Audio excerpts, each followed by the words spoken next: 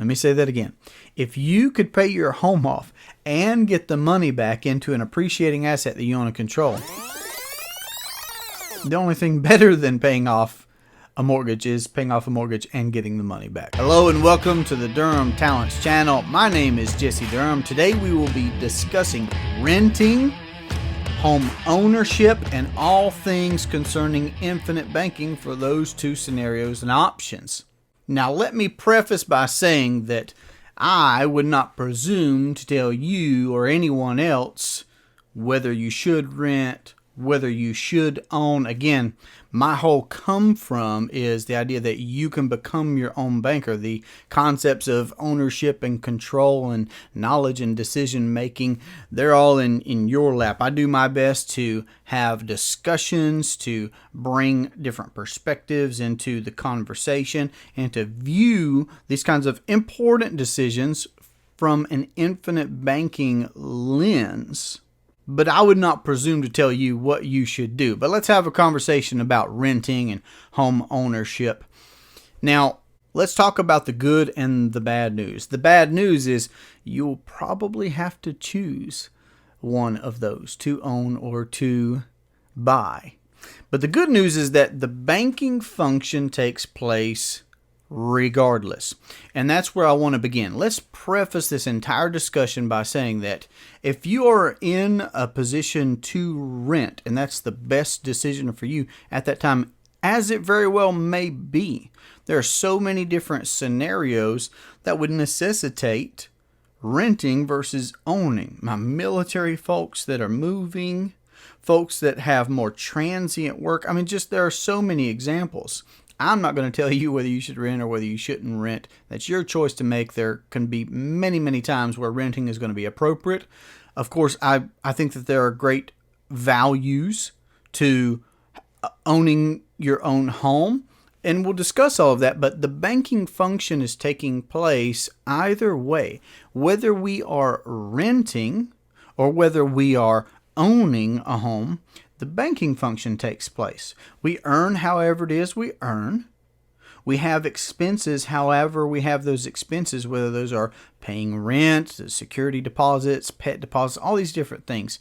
And I think someone like a Robert Kiyosaki does a great job in his different books, Rich Dad, Poor Dad, Cash Flow Quadrants, Rich Dad's Guide to Investing.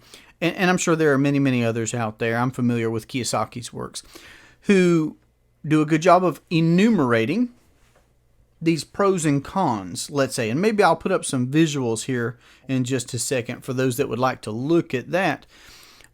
But there will be pros and cons to renting. There will be pros and cons to ownership. There will be expenses. There will be assets. All this different language will take place. But let's remember that whether we are renting or whether we are buying and owning, the banking function is taking place. We earn and then we have those expenses like I talked about. The question is if we are renting, how much of that rent money that we paid last year, let's say, do we have today? Do we or do we not have an entity that we privately own and control where we can deploy our capital for the consumption, let's say, of paying rent, having a place to live and abode, and then a system in place where we can recapture that capital, that principal, and that interest? Because let me also give a very crucial blanket statement here. Whether we are renting or whether we are owning, the consumer pays for everything. So whether you are renting or whether you own your home, and when I say own your home, I suppose we should be really specific there, because there are folks who think that they own their home and they still have a mortgage on it. Well, naturally, I would question that. Likewise, there are folks who have no mortgage on their home, and yet I would question that ownership, because really, if we don't pay taxes on that home and that property, how long would we continue to own it? So I'm just saying, these things are what they are. We have taxes to pay. If you finance, that's a part of your financial footprint. If you financed your home or if you're renting, that's part of your financial footprint. Regardless, the banking function is taking place, whether we rent or whether we own. Also, the consumer pays for everything. So whether we as renters are living somewhere on a lease, let's say, we must recognize that the insurance, the property taxes, the maintenance, the return of principal, interest, all of these different things are being paid by us. Someone owns that property, they're renting it out to us on these set terms and conditions, whatever those may be. But to be sure, if that property is being managed adequately, then it will be the renter that is covering the property taxes and the maintenance and the utilities and the mortgage on that property, all these different things. The consumer is covering that cost. But likewise, if we own a home, we, as the consumers, those that are living in that abode, are paying down the mortgage. We're maintaining the place. We're paying interest to the commercial bank that we've financed with. We're in charge of the repairs. All these different same things are still being covered by the consumer. We are just that consumer. And that does lead us to these different pros and cons. So to list out some verbally, if I said about renting, I would imagine that there is perhaps less hassle, let's say. So a con to renting is that there very well may be less hassle for you because you're not in that position of ownership. There likewise may be less liability, just to name a couple. And then if we are looking at what could be considered cons, a safety deposit, I mean, that's a certain amount of money. It very well may be trivial to you. It may not be. But pet deposits and application fees, and of course we're conceding to whatever terms and conditions to the place, so those could all be cons in trying to figure out what is best for us. Maybe you want to or need to take on a roommate, and that very well may not be ideal for you. And it's just pure expense. It is pure expense. We'll get to the banking function in a second. Again, this can be different, but the dollars that we pay out in rent money are dollars that traditionally, to be sure, forever leave us. It's a pure expense.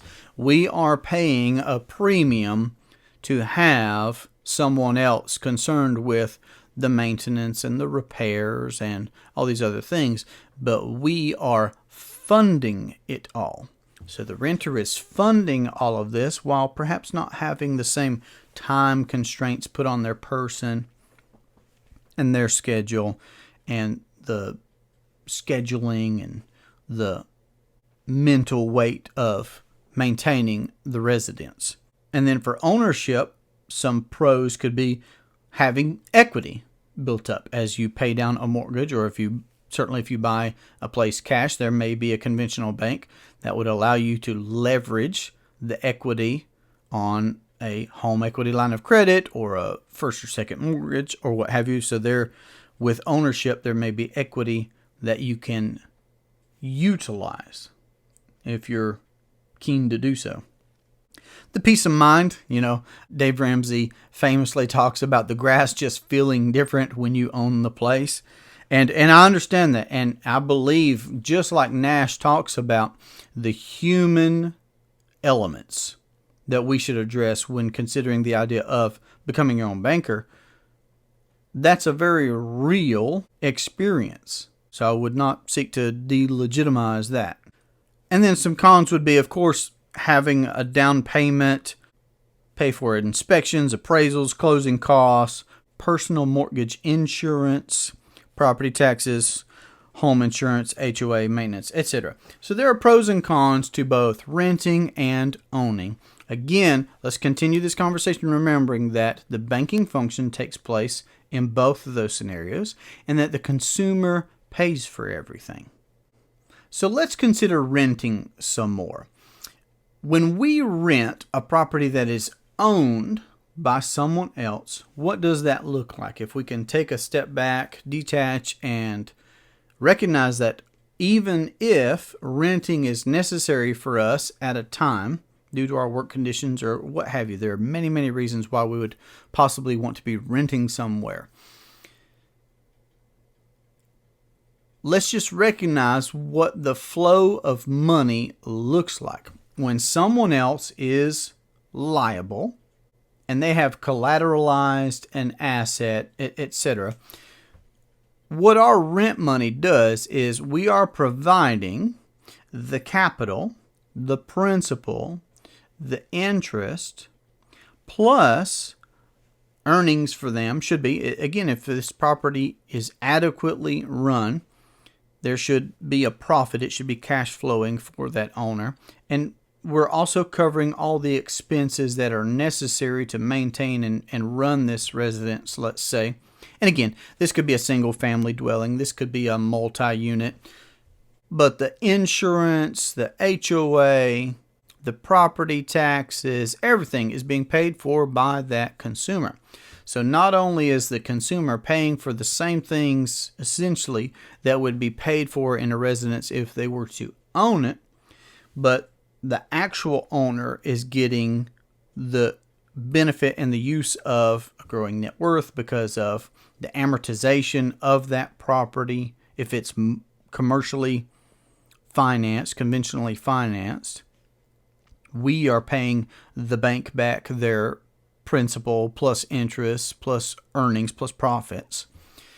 And that owner is getting a percentage of that as well because we've covered all of the expenses plus extra for them. So convenience very well may necessitate renting for a time, and I would not seek to give anyone grief about renting. It can be very, very appropriate for a time.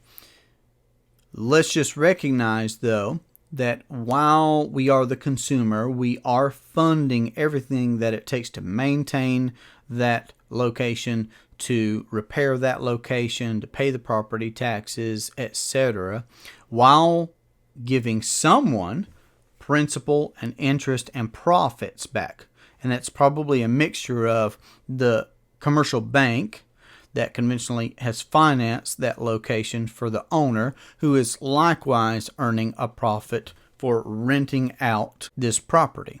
Now, let's talk about home ownership. Again, I would question how much true ownership there is for a mortgaged property. Now, I'm not saying don't have a mortgage. I'm not saying you're wrong if you have a mortgage. I'm not even going to go so far as to be like other financial gurus that are out there who say, well, get this particular kind of mortgage. Again, I'm the biggest promoter that you should be your own banker. And that means making educated and informed decisions about what it is that you want to do. And I just believe that a cookie cutter approach to all things personal finance, albeit there are principles that should be recognized and practiced if we want to be successful. No doubt. No question to that whatsoever. But this cookie cutter approach is something that goes very much against my own grain. So a mortgaged property, if we look at that definition, mortgage, it's an agreement to death. Mort being tied back to a French or romantic root. This is an agreement to death. We are amortizing, that property. So we don't really own the home while it's mortgaged, although we have all the benefits of living there and being in a position of de facto ownership to be able to make choices about, well, do I want this type of shrubbery planted in front of the house or not? And all these different things. But while there's a mortgage on the property, we're still paying that off. And we are liable, and that agreement is collateralized as well with that very same property. Now, let's say the property is completely paid off and you have no mortgage or line of credit on that property. Well, even at that point, if you don't pay taxes, how long will you own that property? Not very long. So again, this brings us back to why banking is so important, because even in some folks' mind, even having a property that you own outright still has to be maintained and repaired and renovated when necessary, and taxes at least have to be paid. So the banking process is still taking place in all of these scenarios. Cash flow is still taking place.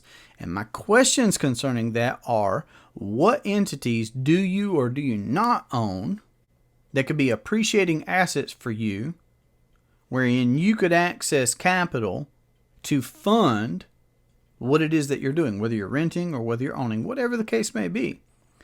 But also a system in place, do you or do you not have a system in place where you can recapture those dollars with interest back into your own privatized banking system? Because the banking function just is. It is taking place, and whether we are renting or owning, we could be in control of that function, and we could get those dollars back into our own household for our own future use.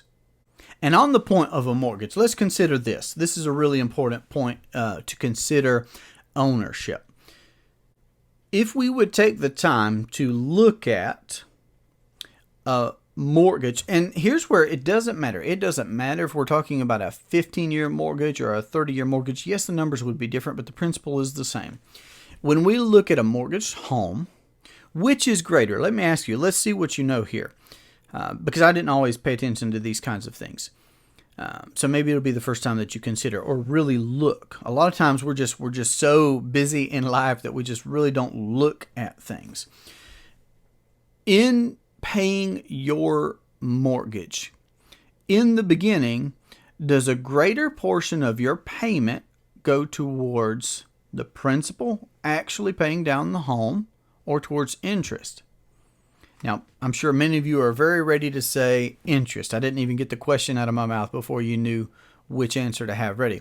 Interest. A greater amount of interest is paid at the beginning, and then as that amortizes, less and less interest is paid and more goes towards the principal of actually paying the home.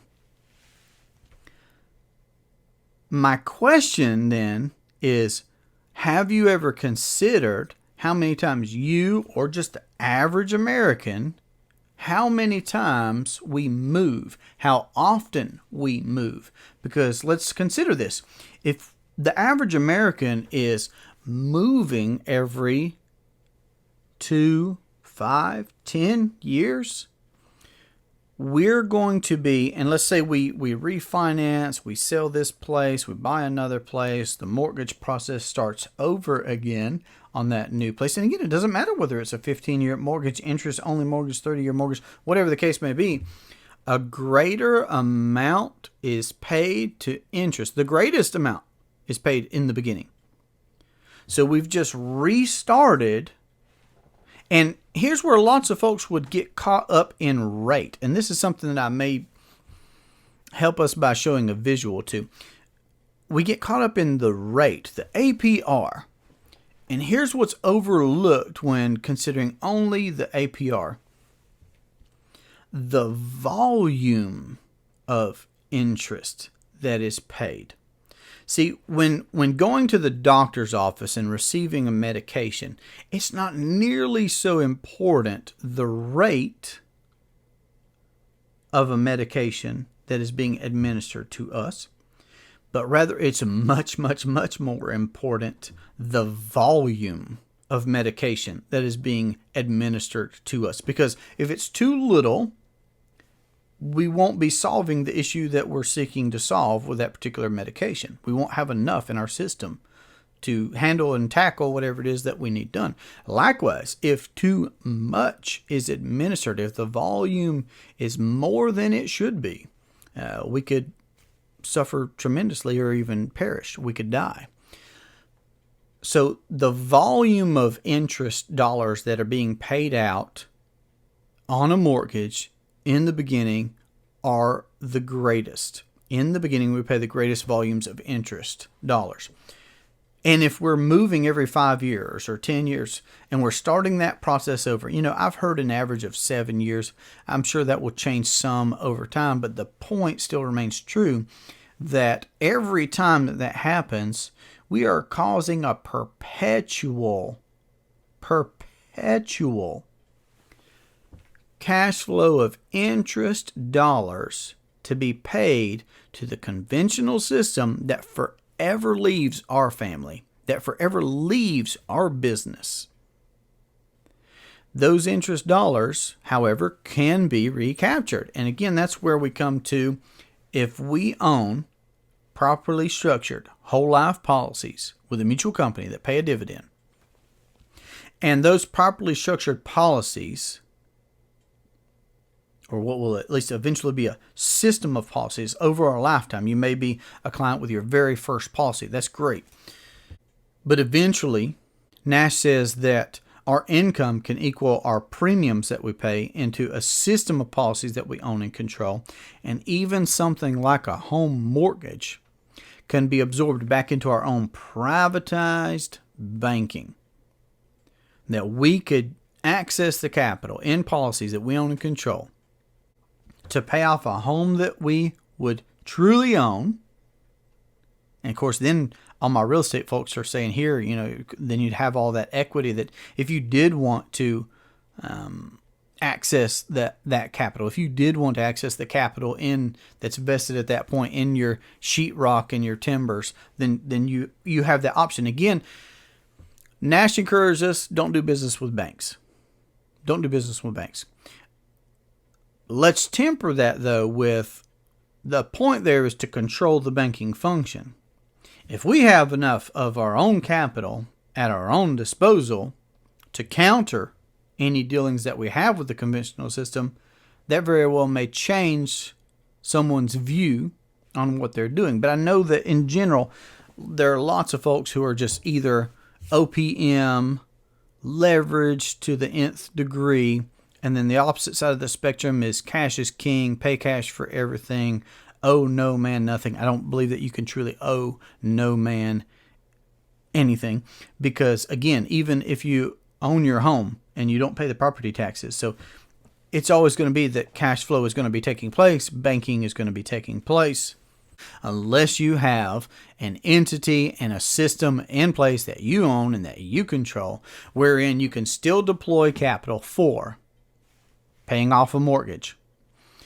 And then you can also recapture those dollars back. I mean, the only thing better than getting a home paid off, if that's what you want to do, is getting a home paid off and getting the money back.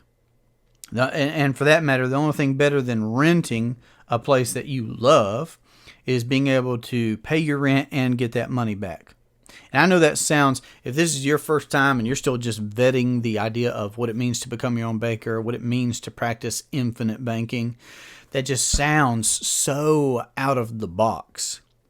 And yet, it's possible with imagination, but being reasonable and logical. Reading Nash's book, Becoming Your Own Banker, 5th edition. It's 92 pages. It's large print. It's got big illustrations. It is a paradigm shift. It truly is a paradigm shift. The idea that you could pay off a home's mortgage and get that money back. I know that that's a paradigm shift. I know that that's very out of the box thinking. But when we recognize that there's only one pool of money, just like there's one pool of water worldwide, even if it's at times in the clouds or at times in the oceans or at times in the rivers or at times precipitating or at times in a water bottle that we're drinking, there's one pool of money. There's one system. So we could pay off a mortgage and get the money back. We could pay our rent and get that money back. I'm not saying that's necessarily the place to start in either of those cases. It very well may be much more likely that we start with something else.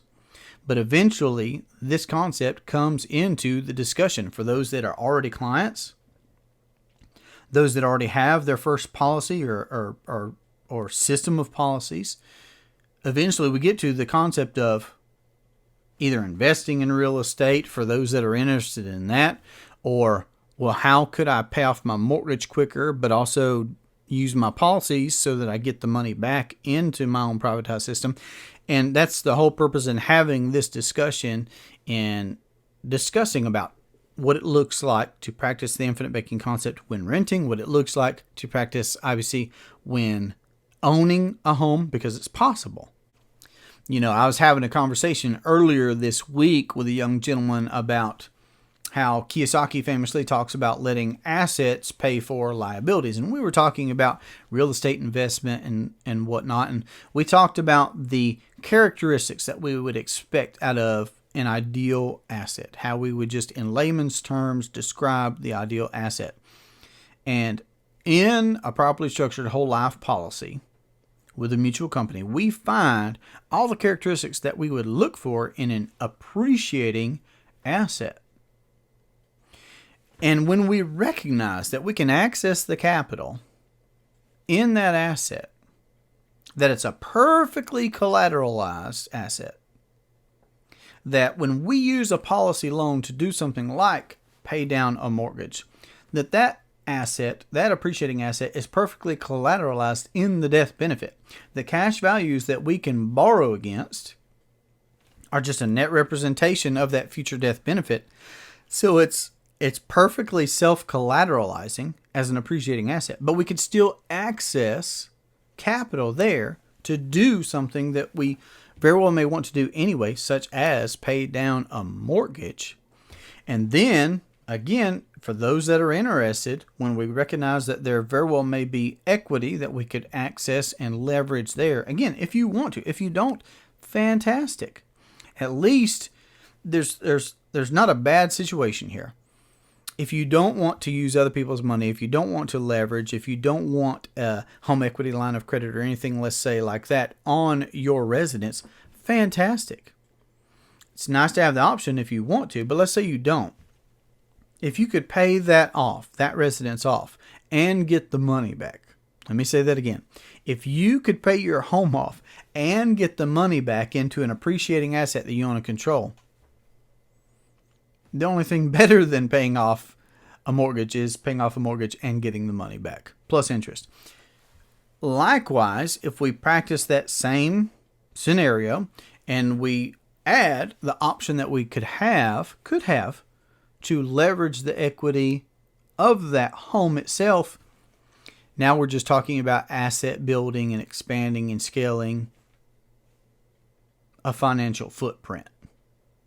And that is a beautiful thing. So ultimately, if we will account for the banking function in our lives to include whether we rent or whether we own, not only can we do those things, but we can get that money back plus interest for ourselves and for future generations. I mean, if we walked that out, what if your children, what if your grandchildren, what if we think long range as Nash encourages us to, and we practice honest banking, what would it look like if our children or our grandchildren or beyond never had to have a mortgage with a commercial bank?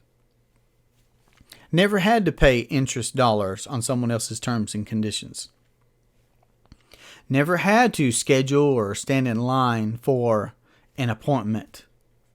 What if they never had to dig up 2 years worth of records and donate a kidney and offer their firstborn and all these different things? What if they didn't have to be beholden to third-party lenders? What if we were our own bankers? Food for thought. If you've not read Nash's book, I highly encourage you to read Becoming Your Own Banker by R. Nelson Nash. If this has been helpful to you, this discussion about renting and owning and practicing the infinite banking concept, let me know what sticks out to you down in the comments. And if you'd like to have a conversation about how you could implement the infinite banking concept or find out more about vetting this idea, then you can reach me at 828-817-4223, or you can email durhamtalents@gmail.com. And I look forward to our next conversation. Have a great day. Take care.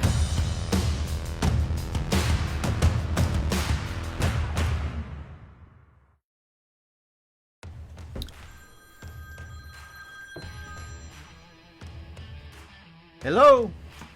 Hey Jesse, how you doing? I'm doing good, Sarah. How are you doing today? Doing well. I have good news for you. Let's hear it. There will be a time in winter when I will be wanting a sweater on in my house even. Oh. Even so, come thou Lord quickly. Oh my goodness. Hello and welcome to the Durham Talents channel. I mean, just horrible. Just everywhere I look, I see it. I don't remember where we're coming back to. But we were talking about mortgages.